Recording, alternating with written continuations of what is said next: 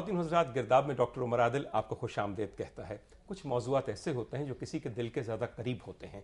आज बहसियत एक एंकर और बहसियत एक डॉक्टर एक ऐसा मौजू ज़ेर बहस लाया जा रहा है जो मेरे दिल के बेइंतहा करीब है, और मुझे यकीन है कि मेरे जैसे बहुत से और लोग भी ऐसे होंगे जिनको आप मसीहा कहते हैं मगर मसीहा मानते नहीं, मसीहा के हकूक़ की बात नहीं करते, मसीहा के ऊपर जितने भी फ़राइज़ हैं वो याद रखते हैं, जो मुआशरे की और हुकूमत की ज़िम्मेदारियाँ मसीहा की तरफ हैं वो उसे आप नहीं देते। आज का मौजू बुनियादी तौर पे इस मुल्क और इस सूबे के सरकारी हस्पतालों में काम करने वाले नौजवान डॉक्टरों की हालत ज़ार से मुताल्लिक है।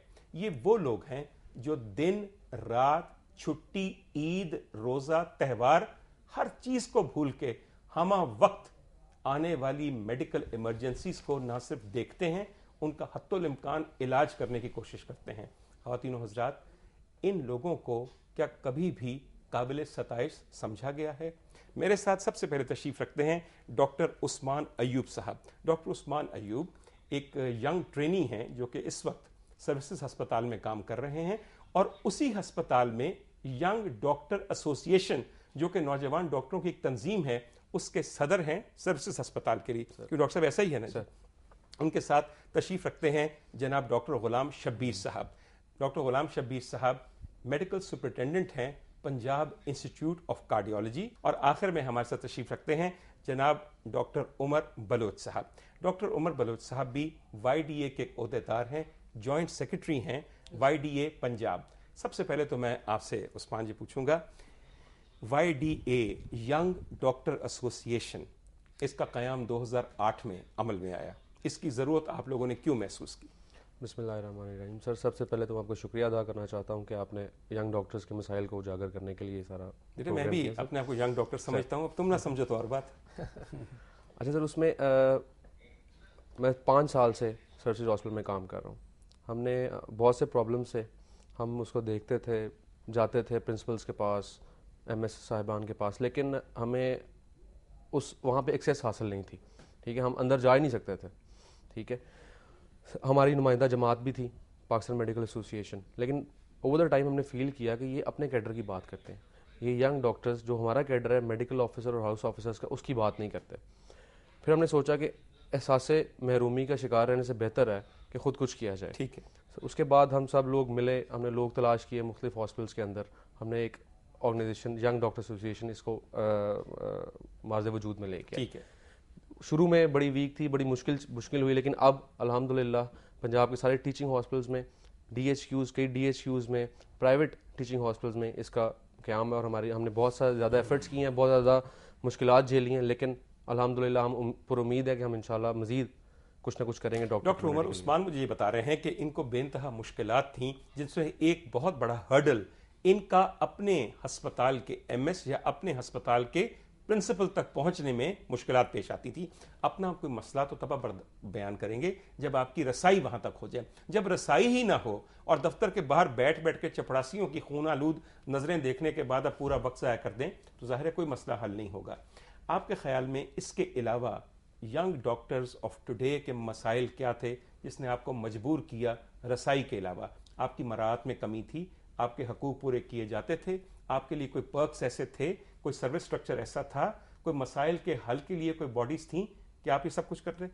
सर, उसमें यह है कि सबसे पहले मैं भी इसी तरह 6 साल से गंगाराम अस्पताल में काम कर रहा था, और हमारे सबसे पहला जो सबसे मेन प्रॉब्लम था वो ये है कि इतना पढ़ लिख के आने के बाद, MBBS करने के बाद जब हम हाउस जॉब में आते हैं तो बग़ैर तनख्वाह के हमारा एक बहुत बड़ा बल्क था डॉक्टर्स का जो बग़ैर पे के काम कर रहा है, और वो आज भी कर रहा है, उस वक़्त भी कर रहा था। और उसके बाद जो पेज हमें दी जा रही थी वो ना होने के बराबर थी। और एक डॉक्टर होने के नाते मैं 24 घंटे ड्यूटी देता हूँ हॉस्पिटल में। मैं दूसरे के माँ बाप का तो इलाज करता हूँ और कोशिश करता हूँ जितनी कर सकता हूँ, लेकिन उसी हस्पताल में अगर मैं खुद बीमार हो जाऊँ या मुझे CT स्कैन अल्लाह ना करे ज़रूरत पड़ जाए तो उसके लिए जाने के लिए मुझे सिफारिश ढूंढनी पड़ती थी, और मेरे माँ बाप के लिए कोई इलाज की फैसिलिटी नहीं थी। आप कहना ये चाह रहे हैं कि आपके अपने अहले खाना उस तमाम इलाज और उस तमाम सहूलियात से बिल्कुल महरूम थे जो आपके हाथों बाकी लोगों को दी जाती हैं, जो आपके हाथों सरकारी अफसरों और उनके मुलाजमीन से लेकर उनके तमाम लवाहिकीन को दी जाती है? ये सर मैं हाई ऑफिशियल्स की बात कर रहा हूँ, और ये जितने लोग हैं जो वो फैसिलिटी अवेल करते हैं। उमर, तुम तो हाई ऑफिशियल्स की बात करते हो, मैंने तो ऐसे ऐसे प्रोफेसर देखे हैं कि अगर सेक्रेटेरिएट का कोई चपड़ासी अपनी फुफ्फी की बहू की सास को लेकर आ जाए तो यकीन कीजिए उसके पैरों के नीचे हाथ रख देते हैं, इसलिए कि उनकी फाइलें वहां। ये हाई ऑफिशियल की बात नहीं है, एक ज़हनियत की बात। जी बिल्कुल सर, ऐसी बात है, एग्री करूंगा मैं इस बात से। और दूसरी बात यह है कि सर हम ये है कि जिस एनवायरनमेंट में काम करते हैं वहां हमें फिजिकल कोई प्रोटेक्शन नहीं दी जा रही थी। एक एक करके ये बात करते हैं। सबसे पहले तो डॉक्टर साहब मैं आपसे बात करता हूं, 21वीं सदी के अंदर पाकिस्तान में जो तबका तकरीबन सबसे ज़्यादा तालीम याफ्ता है, जिसे क्रीम ऑफ सोसाइटी कही जाती है। सर मुझे अपनी ज़िंदगी याद है, मुझे 8वीं के बाद से किसी ने ज़िंदगी को एंजॉय करने नहीं दिया गया। 8वीं के बाद मुझे ये कहा गया कि अगर मैट्रिक में तुम्हारे इससे ज़्यादा नंबर आएंगे तो फिर तुम्हें एफएससी प्री मेडिकल में दाखिला मिलेगा। जब एफएससी प्री मेडिकल दाखिला मिल गया तो मुझे ये कहा कि मियाँ अगर तुम्हारे यहाँ पे 80% ज़्यादा नंबर आएंगे तो फिर तुम्हें किंग एडवर्ड में दाखिला मिलेगा। जब मैं किंग एडवर्ड में गया तो मुझे ये पता चला कि एक कॉलेज है जिसके अंदर तकरीबन पंजाब के 9 बोर्ड्स के पहली 10 पोजीशन होल्डर्स के सब एक मजमा वहां जमा है। सब पागल थे, जिनमें सबसे बड़ा पागल मैं था। उस सारा दिन मुझे कहा जाता था कि डॉक्टर मियाँ डॉक्टर बन रहे हो, यहां पे शाइन करोगे तो पता चलेगा तुम्हारे अंदर कुछ है। आप यकीन कीजिए जब मैं किंग एडवर्ड का बेस्ट ग्रेजुएट बन गया तो उसके बाद मुझे यह कहा गया अब क्या करोगे, कहीं बाहर जाओ, नौकरी ढूंढो, ट्रेन हो। सर पहले ये बताइए कि आप क्रीम ऑफ सोसाइटी, बेहतरीन तलबा, बेहतरीन जहनों, बेहतरीन मुस्तकबिल के मेमारों के साथ 21वीं सदी में बगैर तनख्वाह के बेगार करवाते रहे। बिस्मिल्लाहिर्रहमानिर्रहीम। मैं डॉक्टर साहब इस बात पे जो आप कह रहे हैं कि बेगार कैंप हैं, ये ऐसी मेरी ये बात नहीं है। मैं मेयो अस्पताल में भी काम करता रहा हूँ, जिन्ना अस्पताल में भी काम किया है। मैं आजकल MS हूँ, स्पेशलाइज्ड इंस्टीट्यूट है पंजाब इंस्टीट्यूट ऑफ कार्डियोलॉजी। तो ऐसे है कि मैंने लॉ जनरल अस्पताल में भी काम किया है। इससे पहले मैं जो पोस्ट पे था surgeon general medico legal services, मैंने पूरे पंजाब के पूरे डिस्ट्रिक्ट हेडक्वार्टर भी देखे हैं, टीचिंग अस्पतालों में भी जाता रहा हूँ। ये असल मसला ये हुआ है कि सर इतनी लंबी बात के बाद मुझे बता दें, इतने लंबे तजुर्बे के बाद आपने बगैर तनख्वाह के किसी डॉक्टर को किसी अस्पताल में काम करते नहीं देखा?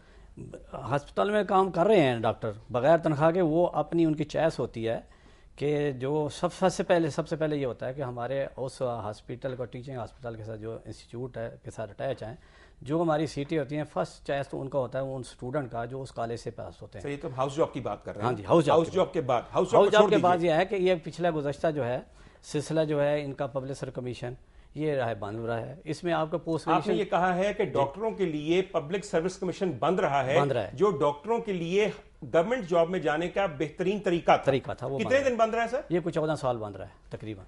डॉक्टर साहब कितने दिन बंद रहा है? 16th ईयर है ये। आपके ख्याल में कितने साल बंद रहा है? 16 ईयर्स तक। ख़वातीनो हजरात, 16 साल तक पंजाब के तकरीबन 2.5 दर्जन प्राइवेट और नॉन प्राइवेट मेडिकल कॉलेजेस के तमाम फारिगुल तहसील डॉक्टर तालिबा और तलबात के लिए हुकूमत के सर्विस में जाने का जो पब्लिक सर्विस कमीशन का रास्ता है वो 16 साल तक बंद रखा गया है। हमने बेरोजगारों की एक खेप तैयार की है जिसकी तादाद हजारों बल्कि लाखों में जा रही है। और डॉक्टर साहब कह रहे हैं कि ये बेगार कैंप नहीं है। ये वाकई बेगार कैंप नहीं है, ये बेगार कैंपों का एक मजमुआ है। इस बात पर गौर कीजिए। और एक छोटी सी ब्रेक के बाद मैं दोबारा हाजिर होकर देखता हूं कि ये यंग डॉक्टर कितनी ऐश कर रहे हैं।